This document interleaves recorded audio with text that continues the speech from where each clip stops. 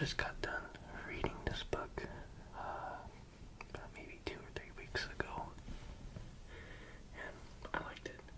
I'm glad I read it, because everyone knows this is a classic book, but I just never got around to it until then. So I'm glad I did, because now I know references and stuff, but look how big this book is. It's a long book. It is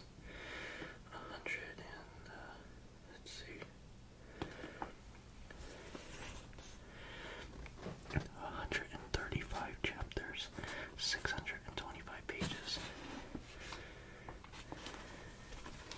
And that's how much is on each page, so it's quite a long book. Why don't we... Let's see. Why don't we start from the beginning? Let's get through some of this. Okay.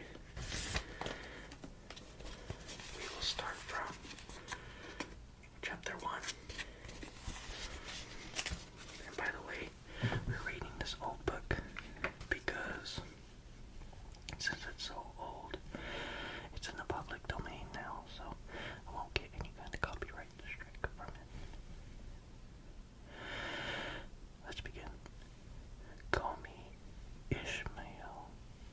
Some years ago, never mind how long precisely, having little to no money in my purse and nothing particular to interest me on shore, I thought I would sail about a little and see the watery part of the world. It is a way I have of driving off the spleen and regulating the circulation. Whenever I find myself growing grim about the mouth, whenever it is a damp, drizzly November in my soul, whenever I find myself involuntarily pausing before coffin warehouses and bringing up the rear of every funeral I meet, and especially whenever my hypos get such an upper hand of me that it requires a strong moral principle to prevent me from deliberately stepping into the street and methodically knocking people's hats off, then I count it in high time to get to sea as soon as I can. This is my substitute for pistol and bow, with a philosophical flourish. Cato throws himself upon his sword. I quietly take to the ship. There is nothing surprising in this, but they knew it. If they but knew it, almost all men in their degree, sometime or other, cherish very nearly the same feelings towards the ocean with me. There now, in your insular city of the Manhattoes, belted round by wharves as Indian Isles by coral reefs, commerce surrounds it with her surf. Right and left, the streets take you waterward. Extreme downtown is the Battery, where the noble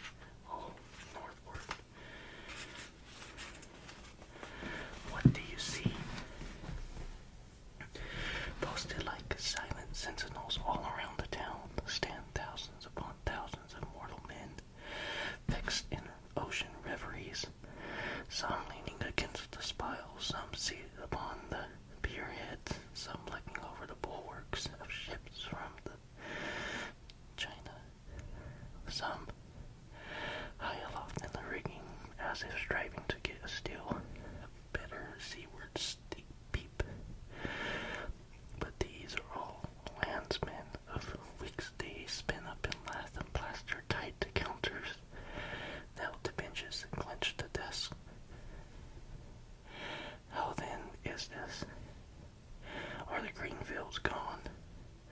What do they hear? But look, here come more crowds, pacing straight for the water and seemingly bound for a dive. Strange. Nothing will content them but the extremest limit of the land. Loitering under the shady lee of yonder warehouses will not suffice. No, they must get just as nigh the water as they possibly can without falling in.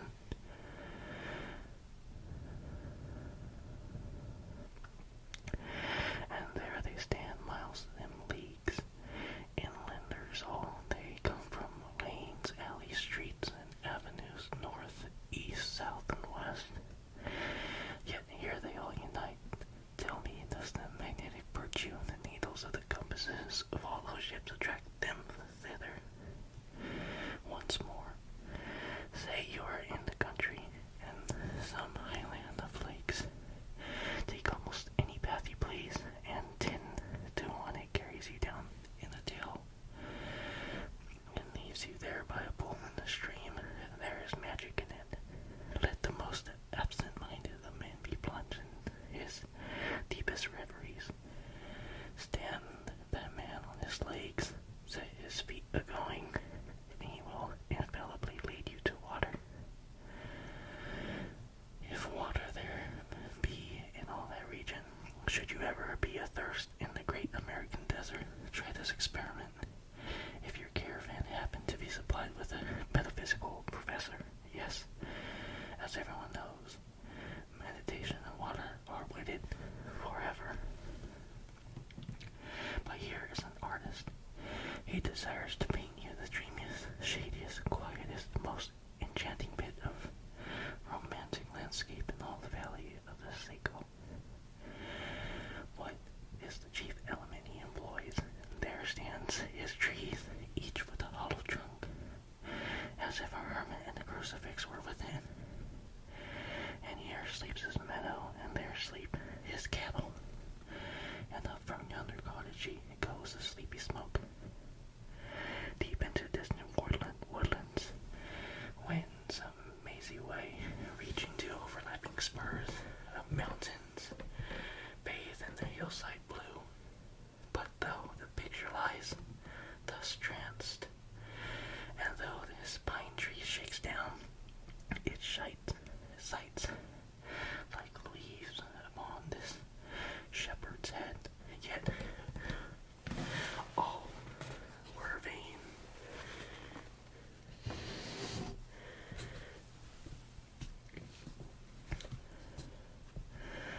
Unless the shepherd's eye were fixed upon the magic stream before him. Go visit the prairies in June, when for scores on scores of miles you wade knee-deep among the tiger lilies. What is the one charm waiting? Water. There's not a drop of water there. We're Niagara, but a cataract of sand. You would travel your 1,000 miles to see it. Why did the poor poet of Tennessee, upon suddenly receiving 2 handfuls of silver, deliberate whether to buy him a coat, which he sadly needed, or invest his money in a pedestrian trip to Rockaway Beach? Why, it is almost every robust, healthy boy with a robust, healthy soul in him at some time or other crazy to go to sea. Why, upon your first voyage as a passenger, did you yourself feel such a mystical vibration when first told that you and your ship were now out of sight of land? Why did the old Persians hold the Holy See? Why did the Greeks give it a separate deity and make him the own brother of love of Jove? Surely all this not without meaning, and still deeper the meaning of the story of Narcissus, who, because he could not grasp the tormenting mild image he saw in the fountain, plunged into it and was drowned. But that same image we ourselves see in all rivers and oceans. It is the image of the ungraspable phantom of life, and this is the key to it all.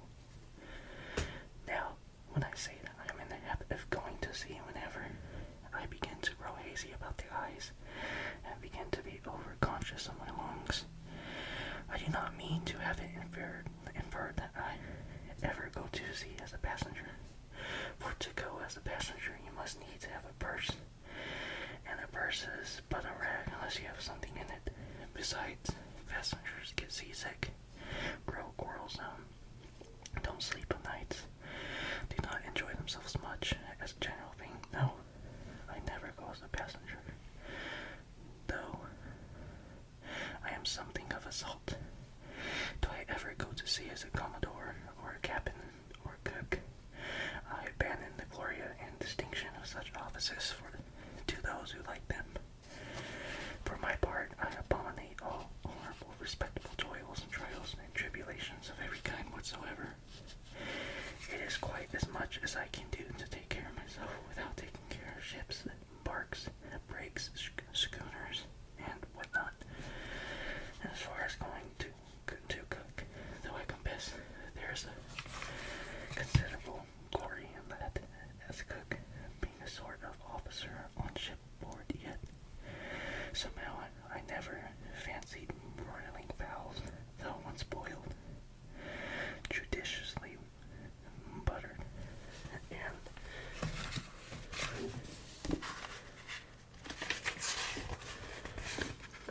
judgmatically salted and peppered. There is no one who will speak more respectfully, not to say reverentially, of a broiled fowl than I will. It is out of the idolatrous dotings of the old Egyptians upon a broiled ibis and roasted river horse that you see the mummies of those creatures in their huge big houses, the pyramids. No. When I go to sea, I go as a simple sailor. Right before the mast, plumb down into the forecastle, aloft there to a royal masthead. True, they rather order me about some and make me jump first. This sort of thing is unpleasant enough. It touches one's sense of honor, particularly if you come of the oldest Immerse family in the land, like the Van Nasslers or Randolphs or the Canutes. And more than all, if just previous to putting your hand into the tarpon, you have been lording it as a country schoolmaster, making the tallest boy stand in awe of you. The transition is a keen one, I assure you, from a schoolmaster to a sailor. It requires a strong decision of Seneca and the Stoics to enable you to grin and bear it. But this wears off in time. What of it? Some old hunks of a sea captain ordered me around to get a broom and sweep down the decks. What does that indignity amount to? I mean, in the scales of New Testament. Do you think the Archangel Gabriel thinks anything less of me because I promptly and respectfully obey that old hunks in that particular instance? Who ain't a slave? Tell me that. Or then whoever the old sea captains may order me about. However they may thump and punch me about, I have the satisfaction of knowing that it is all right, that everyone else is in one way or other served in much the same way, either in physical or metaphysical point of view. That is, and so the universal thump is passed around, and all hands should rub each other's shoulder blades and be content. Again, I always go to sea as a sailor, because they make a point of paying me for my trouble, whereas they never pay passengers a single penny that I ever heard of. On the contrary, passengers themselves must pay, and there is all the difference in the world. Most uncomfortable infliction that the two orchard thieves entail upon us with being paid. What will compare with it? The urbane activity with which a man receives money is really marvelous, considering that we so earnestly believe money to be the root of all earthly ills, and that on no account can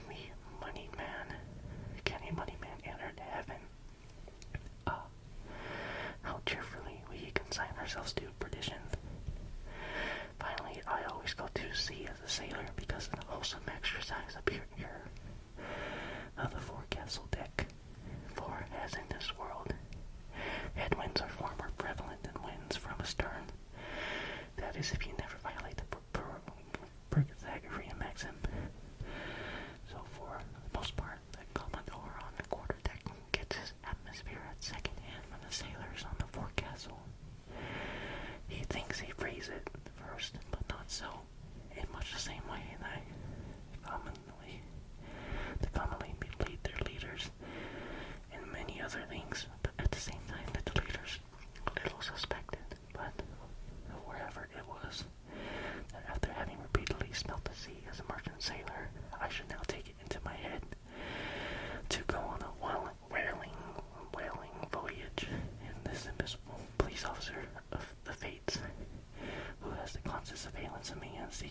affects me and influences me in some unaccountable way. He can better answer than anyone else, and doubtless my ongoing on this whaling voyage form part of the grand program of Providence that was drawn up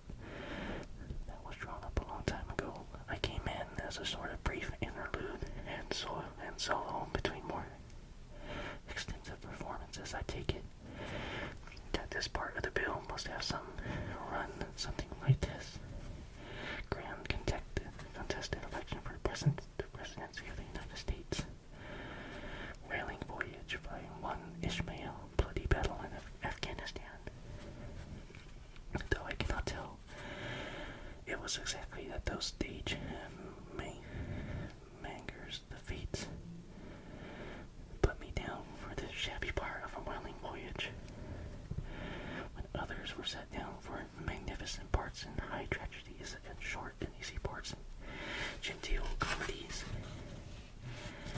and jolly parts in farces. Though I cannot tell why, and this is exactly yet now that I recall all the circumstances, I think I can see a little into the springs and motives which, being cunningly presented to me under various disguises, induced me to set about performing the part I did, besides cajoling me into the delusion that it was a choice resulting from my own unbiased free will and discriminating judgment.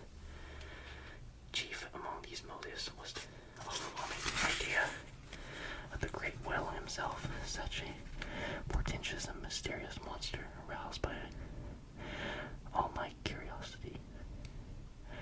Then the wild and distant seas where he rolled his island bulk, the undeliverable, nameless perils of the whale, these, with all the attending marvels of 1,000 Patagonian sights and sounds, helped to sway me to my wish. With other men, perhaps such things would not have been such inducements, but as for me, I am tormented with such an everlasting itch for things remote. I love to sail forbidden seas and land on barbarous coasts, not knowing what is good. I am quick to perceive a horror and could still be social with it. Would they let me?